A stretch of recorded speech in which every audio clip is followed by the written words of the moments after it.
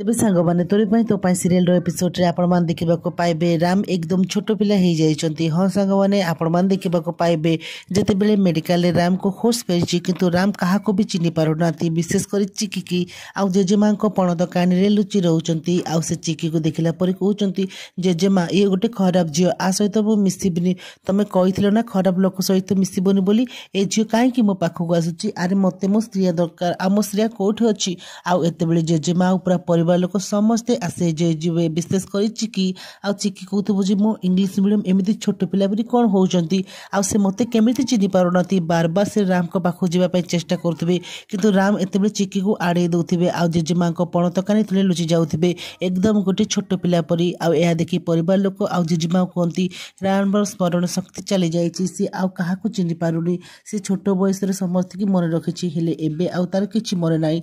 एकदा सुनी चिकी को बहुत झटका लागुछि। तेबे फ्रेंड्स राम कोन एमिति करी ठीक करिसंती, केबे फिरिबो राम को स्मरण शक्ति, आउ से केबे चिकी को चिन्हिबे। कहानी रो मोड़ पूरा बदल जाइछि। एबे जोशा देवी को सत मध्य आसी नाही, समस्ते जानिबा दरकार चिकी होछि श्रिया आउ जोशा देवी ही प्रकृत रे जानकी बोली। कहानीटी आज दीदी आपनको भल लागिथिबो, आज एपिसोड टी भल लागितो ताले वीडियो को लाइक करबा सहित चैनल को नु आस्ते सब्सक्राइब करबे।